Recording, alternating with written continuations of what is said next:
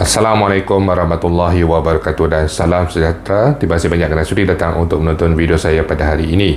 Dan bagi mereka yang baru pertama kali datang untuk menonton ke channel saya ataupun mereka yang masih lagi belum subscribe, saya mohon sebaik anda untuk subscribe ke channel saya.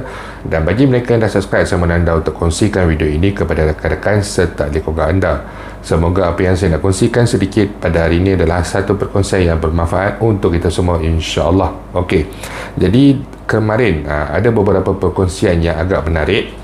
Yang pertama adalah daripada beberapa media yang berkongsikan bahawa lebih daripada 76% golongan pekerja yang mempunyai caruman KWSP menuntut untuk dibenarkan pengeluaran air citra buat kali yang terakhir sebanyak RM10,000 secara one off payment. Jadi mereka ini menuntut untuk pengeluaran memandangkan KWSP telah mengumumkan dividen baru-baru ini 6.15% bagi simpanan konvensional dan juga 5.65% bagi simpanan syariah. Jadi disebabkan oleh kadar peratusan yang agak baik ini, ramai pencarum melebihi 76% ini meminta agar dibenarkan pengeluaran buat kredit akhir ini dibenarkan. Kemudian di dalam sidang parlimen pula ada juga dinyatakan oleh ahli parlimen daripada Barisan Nasional Macang, iaitu Datuk Seri Jazlan, yang menyatakan bahawa beliau menyuarakan untuk kesekian kalinya tuntutan air citra sebanyak RM10,000 ini.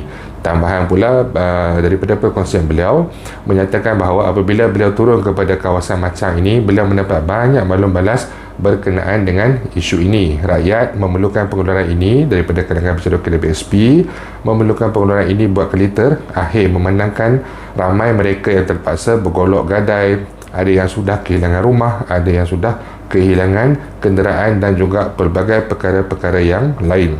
Secara asasnya mereka ini memerlukan pengeluaran buat kali terakhir ini untuk keperluan kehidupan seharian mereka. Jadi daripada dua perkara ini menunjukkan bahawa tuntutan untuk air citra ini tidak berhenti setakat itu sahaja, walaupun masih belum disantuni selama tempoh hampir lengkap 2 bulan.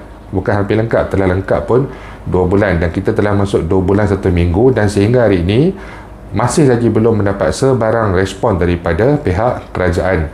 Dan pada saya untuk masa ini, tumpuan sekarang tidak terarah kepada KWSP, tumpuan juga sekarang tidak terarah kepada Tengku Zafrul, tetapi tumpuan sekarang adalah lebih kepada Perdana Menteri Malaysia. Apakah keputusan yang akan diambil oleh Datuk Seri Ismail Sabri memandangkan tuntutan bagi pengeluaran air citra ini sangat tinggi daripada kalangan pencarum.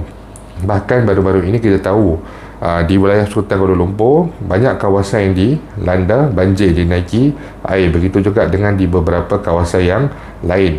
Walaupun ada peruntukan bantuan banjir yang telah diberikan, dan semalam saya melihat perkongsian daripada Tengku Zafrul sendiri menyatakan tentang perkongsian untuk masa-masa banjir ini, tetapi untuk tuntutan masa banjir ini yang kali ini adalah untuk mereka yang baru pertama kali terjejas. Maksudnya kalau yang sebelum ini, pada bulan 12 hari itu, pada bulan 1 hari itu mereka terlibat dengan musibah banjir, mereka ini sudah membuat tuntutan, sama ada tuntutan untuk automotif, memperbaiki kenderaan, ataupun untuk harta rumah, harta benda mereka, dan juga isi rumah tempat tinggal mereka.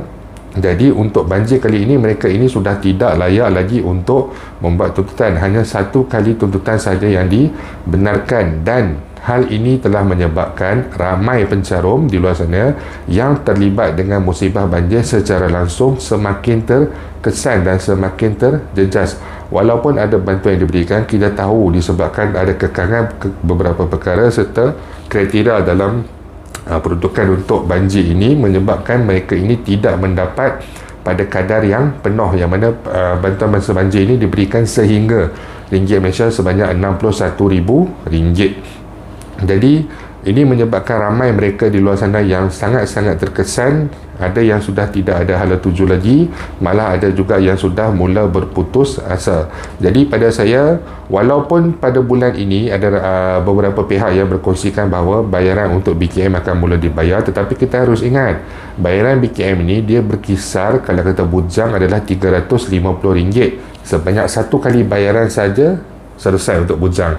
Dan bagi isi rumah bergantung kepada bilangan isi rumah anda, bilangan anak-anak anda, dan juga bayaran maksimum adalah sekitar RM5 hingga RM600 bagi fasa 1. Dan bagi mereka yang terjejas, RM500-600 ini, alhamdulillah sedikit sebanyak tu ada benda yang diperolehi, tetapi sudah tentu ianya tidak mencukupi untuk keperluan harian mereka, terutama sekali bagi mereka yang terlibat dengan musibah banjir ini. Begitu juga dengan mereka yang telah kehilangan pendapatan, kehilangan pekerjaan, yang masih lagi struggle dalam mencari pekerjaan yang baru. Kita kena ingat banyak halangan di luar sana, walaupun banyak peluang pekerjaan diwujudkan, walaupun KDNK negara kita menunjukkan ekonomi kita semakin pulih, tapi realitinya banyak yang masih lagi terjejas, terutamanya mereka yang sudah melebihi usia 40-an, yang mana sukar untuk mereka ini mendapatkan pekerjaan baru dalam tempoh masa sekarang disebabkan oleh kekangan daripada pihak majikan dan juga pelbagai kekangan-kekangan yang lain. Jadi saya harap dalam masa terdekat ini, mungkin jika tidaknya selepas pilihan raya sebagai contoh, mungkin ada satu pengumuman daripada Perdana Menteri Malaysia sendiri, pengumuman yang setidak-tidaknya membenarkan pencarum untuk mengeluarkan wang simpanan kredit SP mereka untuk kali terakhir melalui skim iCitra ini. Tidak perlulah ditukarkan kepada skim yang lain dan sebagainya. Permudahkan segala urusan, gunakan saja skim yang ada, gunakan saja sistem yang ada. Cuma baik pulih ataupun tambah baik sistem untuk dibenarkan buat pengeluaran kali yang terakhir. Jadi itu saja yang saya nak kongsikan sedikit pada hari ini. InsyaAllah jika ada sebarang perkembangan terbaru, saya akan berkongsikan kepada anda semua kelak. Dan bagi mereka yang mempunyai sebarang pandangan, sebarang persoalan ataupun sebarang masalah, anda boleh utarakan di ruangan YouTube ataupun di ruangan Facebook saya. Itu saja untuk hari ini sekali. InsyaAllah kita akan jumpa lagi. Jangan lupa untuk share, jangan lupa untuk subscribe. Assalamualaikum warahmatullahi wabarakatuh.